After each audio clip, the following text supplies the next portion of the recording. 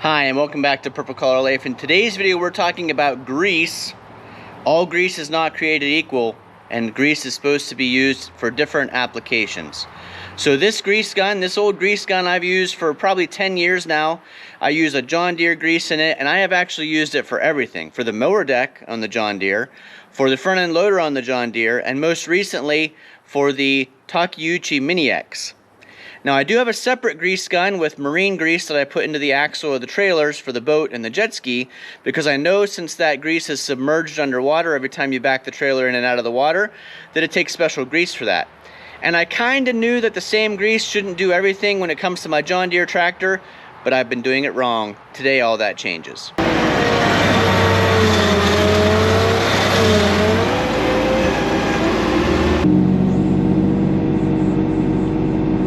Just so powerful.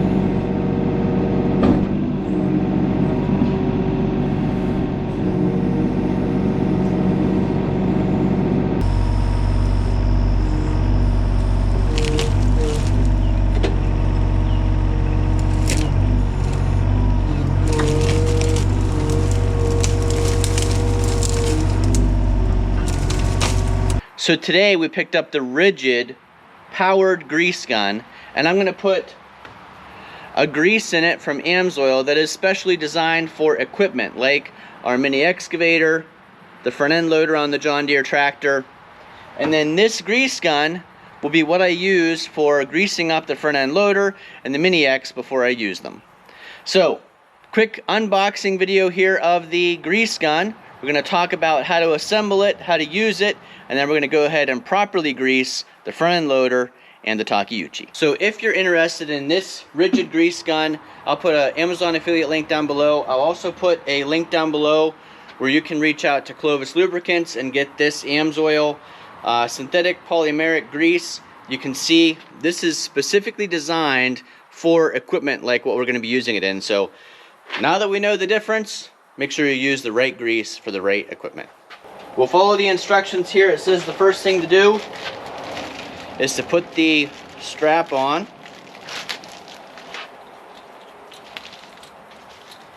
And if you're thinking, why would the grease gun need a strap?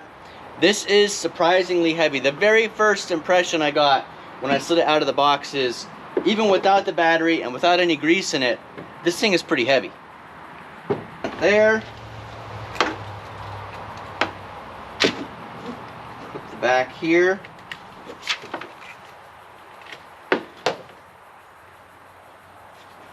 We can adjust this so it's not so long. Maybe more like that to start. The battery, I've got one of my 4 amp hour batteries here, 18 volt.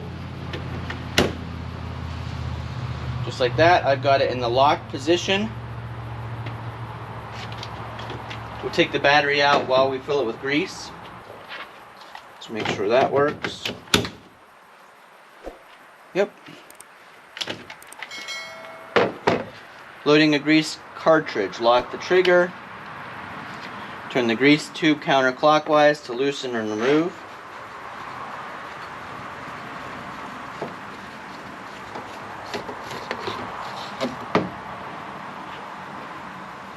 There's what it looks like brand new.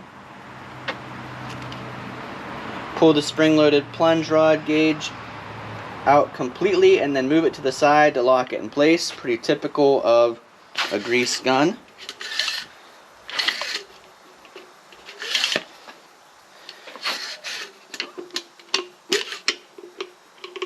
Brand new spring is strong. There we go. Slid it to the side into that notch. See, the tube now is empty. Remove the plastic end cap from the bottom of a 14-ounce grease cartridge. So take the plastic cap off, put this part in. Even says remove cap, insert this end in gun.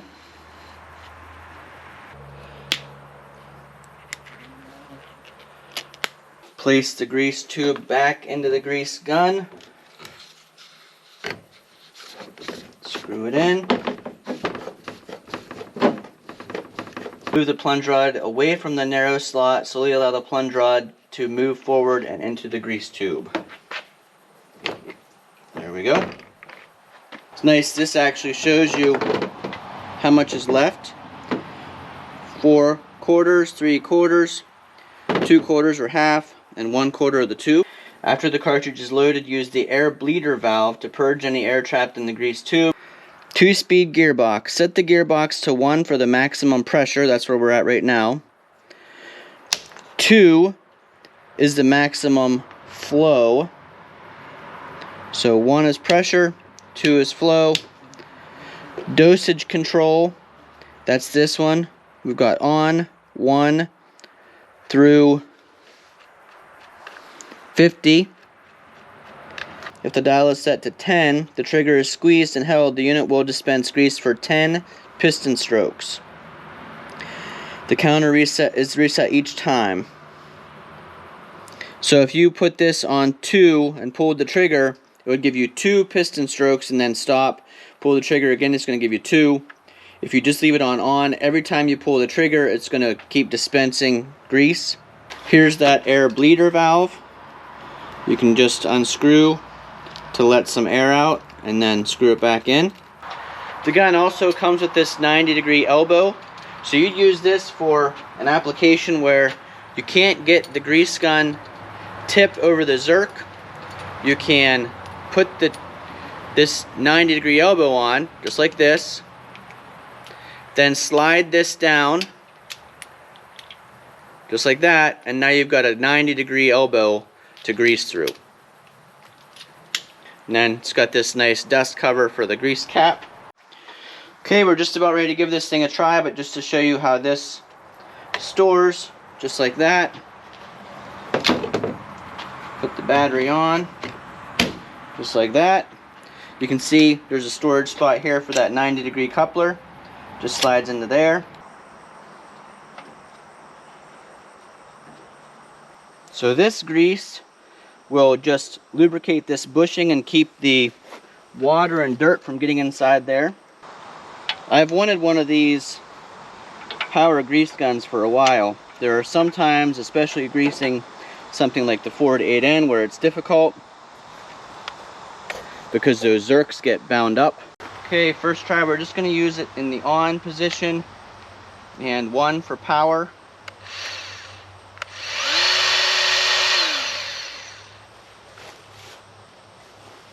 Let's try 2 pumps.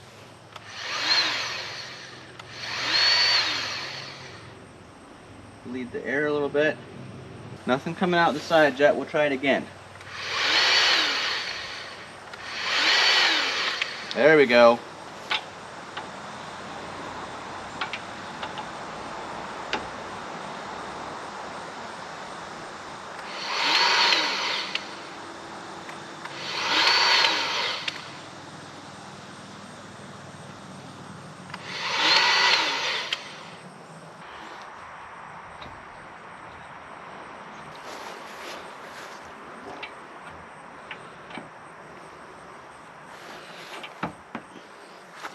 Snap it on.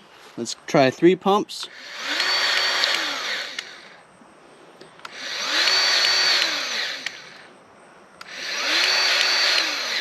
I'm starting to see it come out right there, so that's enough for that.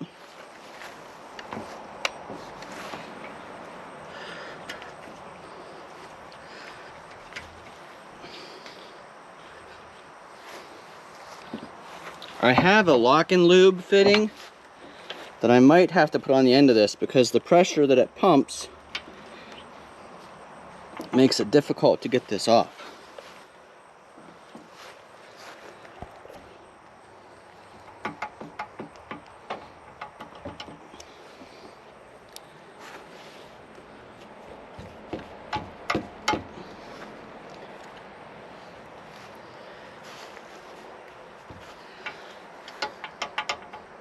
That was a bugger to get off. I actually had to use a pair of pliers and push at it.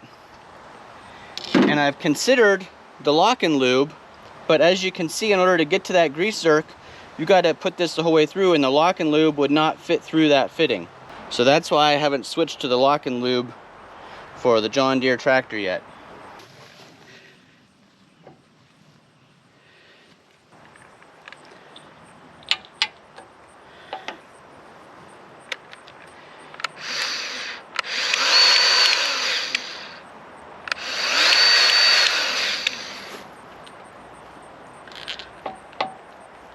Yeah, it's hard to get that off of there.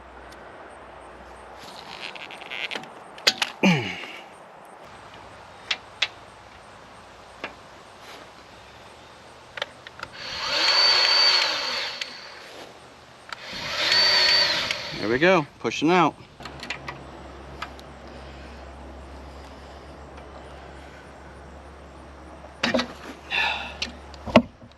In order to get these other fittings, you actually have to start the John Deere up, move the loader around to get access to those zerks. But if you guys have tips, leave them down below. An easier way to get that fitting off of the grease zerk. It gets really tight. I don't know if it's the pressure of the grease going in or what causes it, but it's really difficult to get that off. And maybe just because it's a brand new grease gun, but it's extremely difficult to get those off the zerks.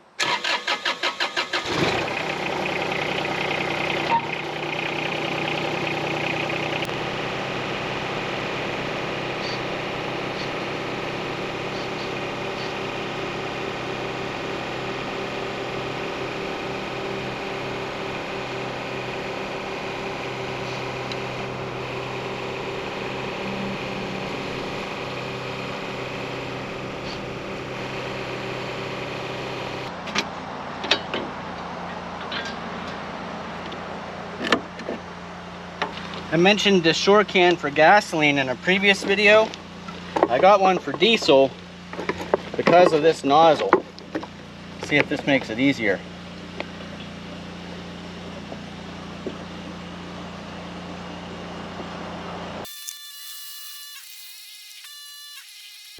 Still holding some weight up in the air, but easier than it was with the other type of gas can for sure.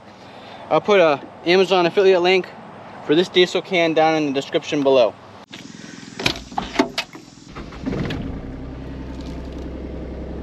Part of the reason I've been doing so much excavator work, air-conditioned cab.